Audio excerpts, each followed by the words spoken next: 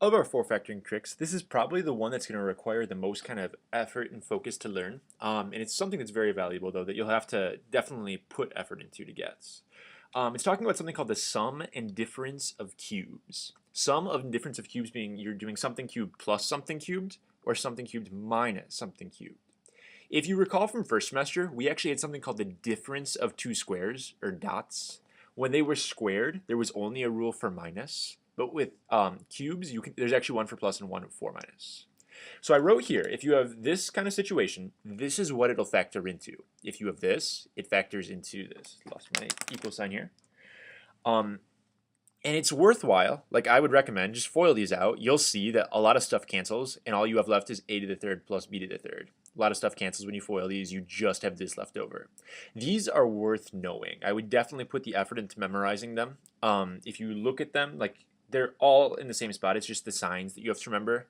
So it's a minus b or a plus b, and then it's a squared, there's an ab, and there's a b squared for each one. Just try to memorize where your signs go. It's a good thing to know. So if you look at these problems here, using this rule, it's just another way we can solve. Like I said, this will require the most effort. Let me try to keep that on screen there. All right, so we got x to the third plus 64 equals 0. We have to solve that problem. Now, x to the third by itself, we don't have a lot of options for polynomials. The two methods I've already taught you aren't going to work. We need something new.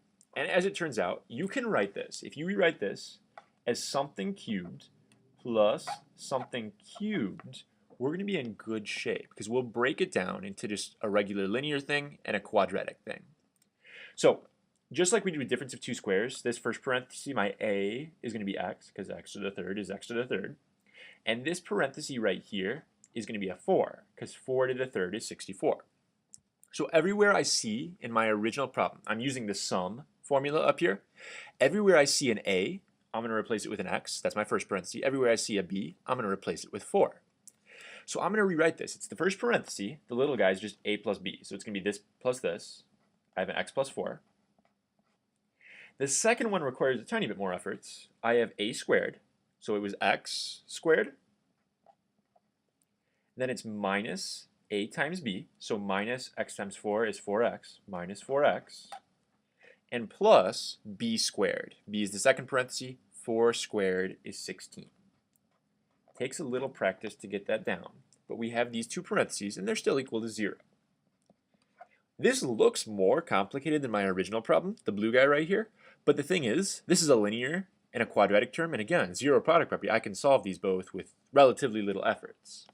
So I'm going to take my two parentheses here, and I'm actually going to solve for x now. Get my linear one out of the way first. That's just going to be a simple x equals negative 4. This guy right here, though, is not going to be, like, it's a quadratic. Can't scare you. There are no magic numbers for this. They end up being nasty answers. So you're either looking at a completing the square problem, or you're looking at a quadratic formula, whichever you prefer. Since this is just regular x squared, I might just do completing the square, because I like that method better. So I move my 16 over to the other side. I get a negative 16, and it's plus the box. We got a negative 2. Again, you guys are pros at completing the square by now. This shouldn't be anything too wild. If you don't like this, just do quadratic formula. You will end up, in the end, with x equals 2, positive 2, because you'll have to add, plus or minus. And if you do a factor tree, you're going to get 2i root 3, because it was negative 12 there. So this is going to be your solution from solving that parenthesis, that quadratic. So you actually have 3 answers, because it was x to the third. We got the negative 4. We have 2 plus 2i root 3, and we have 2 minus 2i root 3. Those would be our 3 solutions. So we got one more problem. In this one again, this is the sort of problem that'll trip kids up when there's a number in front of the x to the third. You still set it up the same way, but we're going to write this one as parenthesis cubed minus parenthesis cubed, if we can. And the first guy is going to be a 3x, because 3x to the third power, 3x times 3x times 3x gets you this. And this guy is going to be just a 2 in here, positive 2, because we have the minus sign already. That's just right here. 2 cubed is 8. So we have to plug everything into our formula. Anywhere you see an a, it's going to be a 3x. Anywhere you see a b, it's going to be a 2. So using the subtraction, the difference formula, first one is a minus b. So it's going to be this minus this. We got 3x minus 2.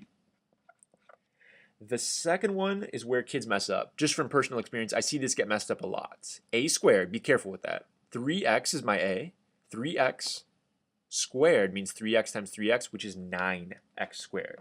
I see a lot of people leave this as a 3 and just tack on the squared. You actually have to square 3x. 3x to the second power is 9x squared. Plus ab. So plus this times this.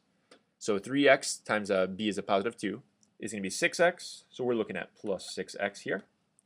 And finally, plus b squared. So plus 2 squared is 4. Double check that. Make sure you can make sense of it. These are the two parentheses you get. Again, you could argue that this looks tougher than it actually, like, yeah, I mean, it looks like it's going to be nasty, but it's no different than, like, it's solving a quadratic. You got x equals 2 over 3.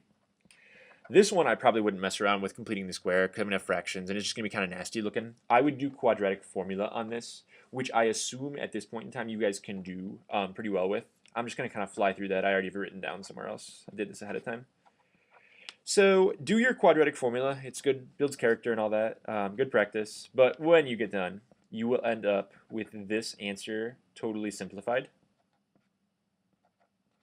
And that should be no problem for you guys at all. So you have 1, 2, 3 answers, x to the third power. So we are good to go. That's how you would solve using the sum and difference of two cubes.